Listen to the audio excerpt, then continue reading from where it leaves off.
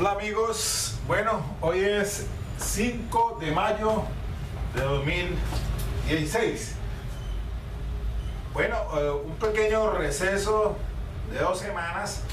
La verdad es que he estado trabajando en una demanda de casación. Lo reconozco que es mi primera demanda sobre el caso que estoy adelantando o que ya pues se dictó sentencia de segunda instancia por el cuerpo colegiado de Buga, en el caso pues de DT por el asunto de unos delitos de comportamientos sexuales. Pero bueno, ahí vamos sobre eso. Precisamente me llama la atención este tema que voy a trabajar hoy, que es el de la carga de la prueba. Vamos a mirar aquí varios aspectos importantes, un paralelo entre la jurisdicción civil y la jurisdicción penal, de cómo entonces ahora se ha venido hablando de algo que se ha denominado pues como teoría de la carga dinámica de la prueba. Hay que entender entonces ese concepto, y qué más que la jurisprudencia de la misma Corte Suprema de Justicia, y ahora entonces con la expedición del nuevo Código General del Proceso, cuando pues en el artículo 167 habla sobre la carga de la prueba. En jurisdicción civil se conoce como el onus probandi. Recientemente salió pues una sentencia, la sentencia C086 del 2016, de febrero, con ponencia del doctor Jorge Iván Palacio. Pues vamos a mirar entonces estos conceptos para que lo comprendamos mejor en la parte del derecho penal. Pues bien, el artículo 167 del Código General del Proceso dice lo siguiente: incumbe a las partes probar el supuesto de hecho de las normas que consagran el efecto jurídico que ellas persiguen. Onus probandi. No obstante, según las particularidades del caso, el juez podrá, de oficio o a petición de parte, distribuir la carga al decretar las pruebas.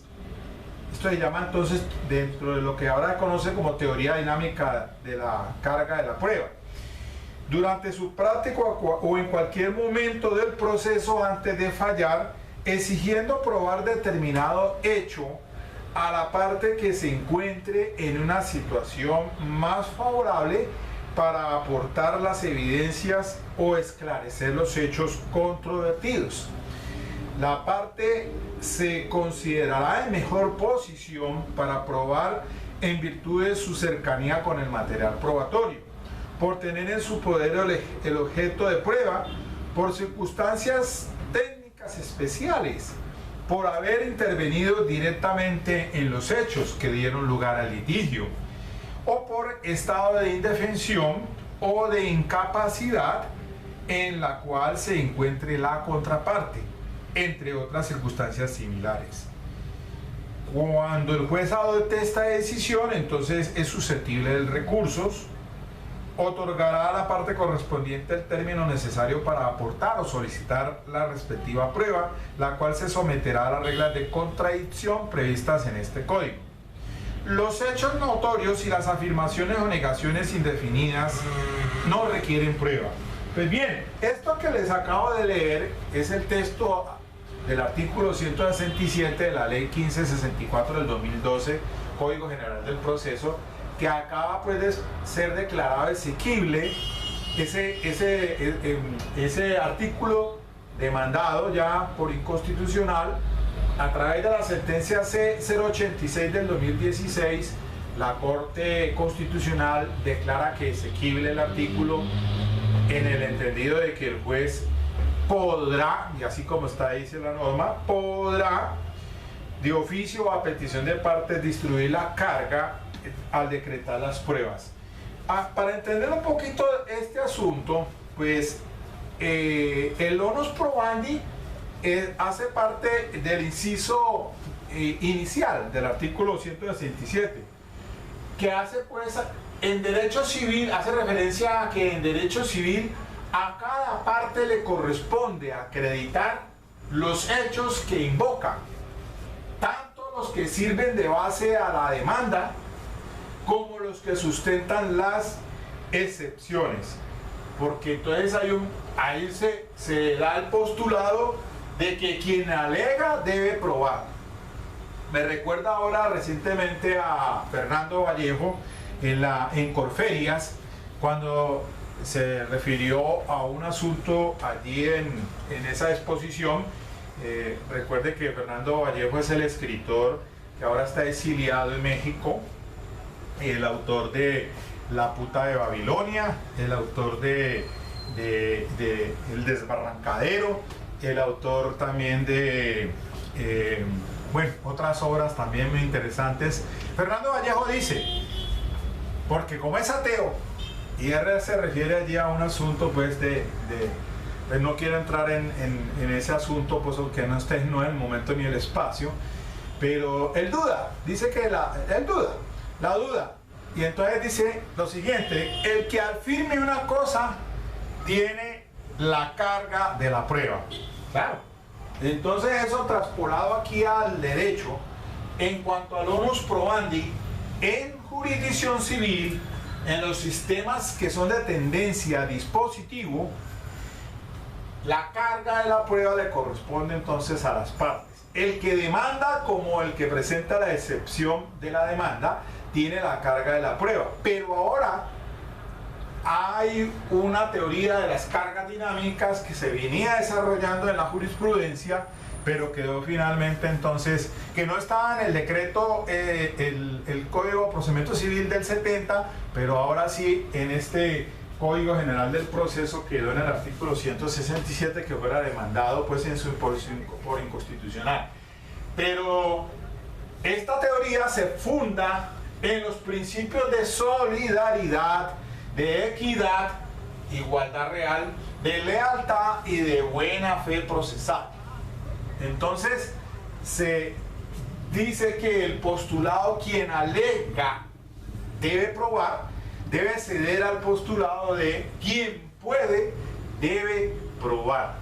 Entonces allí ya ahora la sentencia de la Corte Constitucional C086 del 2016, una interesante decisión que pues analiza el tema demandado, ese artículo, y entonces pues no es ese podrá que se declara exequible, no debe ser el deberá, o sea, un imperativo, como propugnan los demandantes del artículo pues en el cargo de inconstitucionalidad. Pues muy bien, ¿por qué traigo en la colación este asunto? Es para que hagamos un paralelo frente a nuestra legislación procesal penal, la ley 906 del 2004. Recordemos bien que la Constitución Política del año 91 fue reformada pues por el acto legislativo 03 del 2002 para dar entrada al sistema de tendencia acusatorio, no puramente adversarial, porque también hay un papel activo no solamente de las partes y de los intervinientes especiales como el Ministerio Público y la víctima, sino también el rol que tiene el juez, que es un juez que debe ser activo.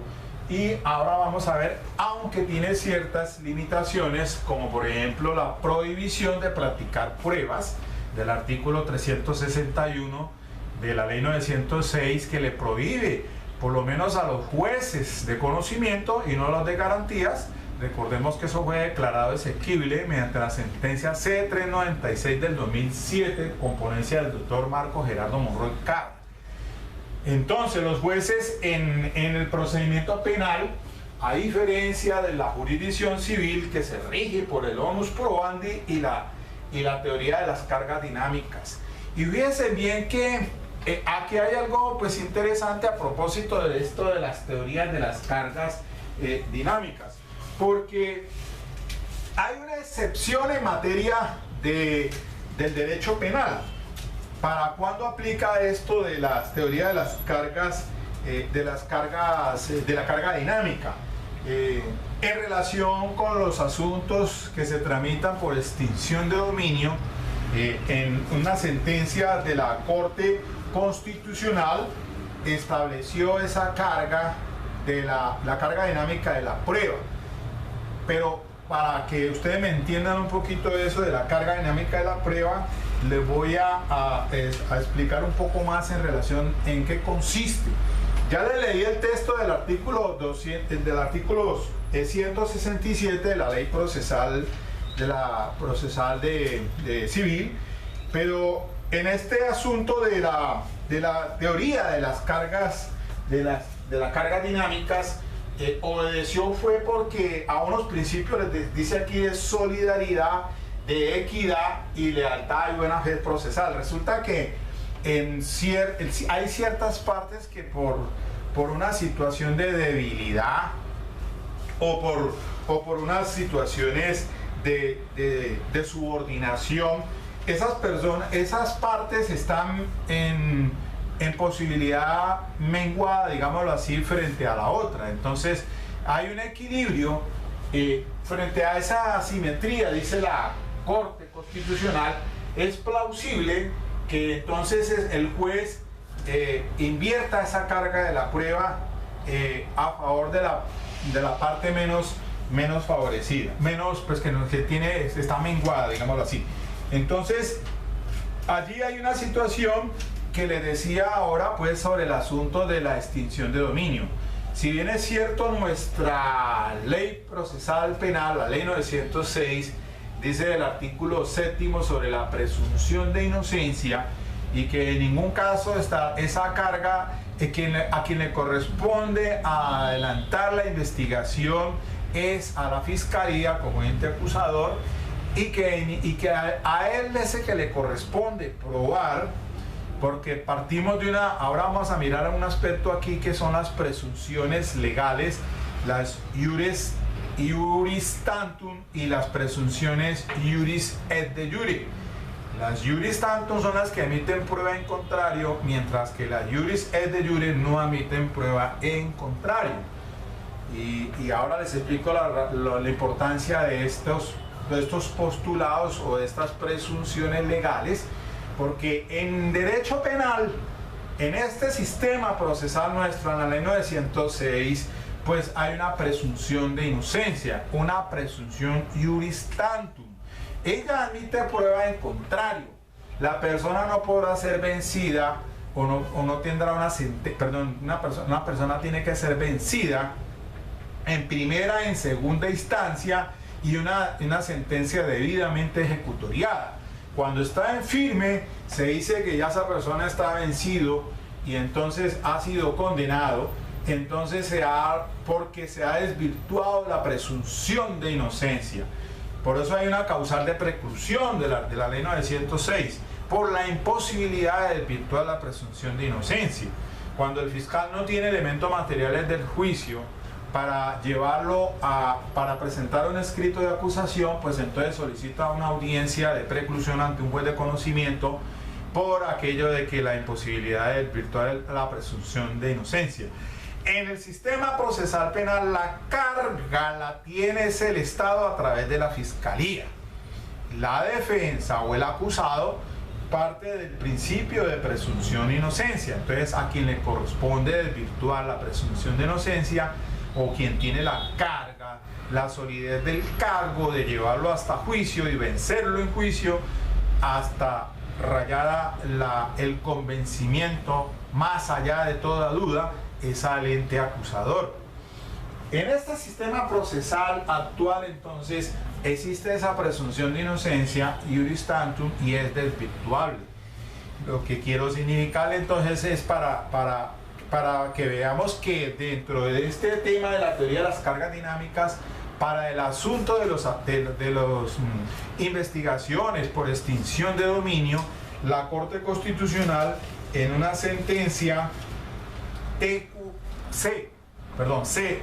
T40 del 2003 manifestó lo siguiente sobre esta teoría de la carga dinámica. Dice, quien está en mejores condiciones de probar un hecho es quien debe aportar la prueba al proceso. El titular del dominio sobre los bienes es el que está en mejores condiciones de probar el origen lícito. Es quien debe aportar las pruebas que acrediten ese hecho y desvirtúen el alcance de las pruebas que ha recopilado el Estado. Entonces es la única excepción dentro de lo que se considera pues como la carga de la prueba por parte del Estado, en la parte penal. Cuando se trata de asuntos de extinción de dominio, les reitero, quien está en mejores condiciones de probar un hecho es quien debe aportar la prueba. Por eso es que ahora dice quien puede debe probar. Diferente es a quien alega debe probar. Ese es otro postulado. Ahora es quien puede debe probar bajo esta teoría de las cargas dinámicas. Pero aclaro que eso es para la jurisdicción en esencia de carácter civil. Que para la penal estoy diciéndoles, y vuelvo y repito, que de manera excepcional aplicaron esto de la teoría de las cargas dinámicas de prueba para los asuntos de extinción de dominio, con base pues en la sentencia TC 740 del 2003, que es la única excepción. Pero entonces, por norma general, el procedimiento penal, entonces, existen unas presunciones legales, iuris tantum y iuris et de iure.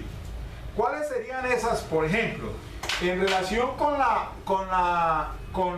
la presunción iuris tantum, podemos citar aquí el asunto relacionado con la presunción de inocencia. El artículo séptimo dice: toda persona se presume inocente y debe ser tratada como tal mientras no quede en firme la decisión judicial definitiva sobre su responsabilidad penal. Entonces, ¿a quién le corresponde la carga de persecución penal, la carga de la prueba acerca de la responsabilidad penal? Al Estado, a través de la Fiscalía. Y la duda que se presente se resuelve a favor del procesado. En ningún caso podrá invertirse esta carga probatoria. Obviamente que aquí ya se ha ido matizando por la Corte Suprema de Justicia de que, si bien es cierto, también se dice que la defensa, por ejemplo en el artículo 8 dice que la defensa dentro del desarrollo de la actuación tiene varias prerrogativas. Dice a no presentar, le quería decirle sobre no estar obligado.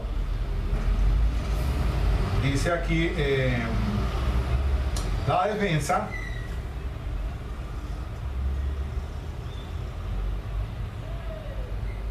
bueno, acá dice que en la parte de la defensa, vamos a ver el 125, creo que no es el artículo 8, sino el artículo 125 sobre las funciones de los derechos, las deberes y atribuciones de la defensa.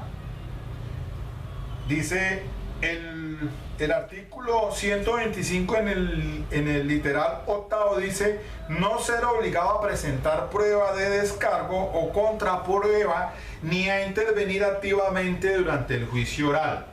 No obstante, la Corte Suprema de Justicia en sede de casación penal ha dicho pues que el papel de la defensa ha ido cambiándose en este sistema, porque es una defensa probativa. Es decir, si ya ahora, por ejemplo, en varias sentencias de la Corte Suprema de Justicia, por lo menos en la 46.153 del 2015 de la magistrada ponente doctora Patricia Salazar Cuellar, dice que la Fiscalía presentará unos hechos fácticos y sus consecuencias jurídicas, ¿no? Ese es el escrito de acusación. Presentar unos hechos fácticos, esa es su teoría del caso. Pero la defensa, si bien es cierto, no está obligada a presentar una teoría del caso, pero puede presentarla como también puede tener entonces unos hechos fácticos alternativos, es decir, que puede tener una teoría del caso. O sea, una defensa probativa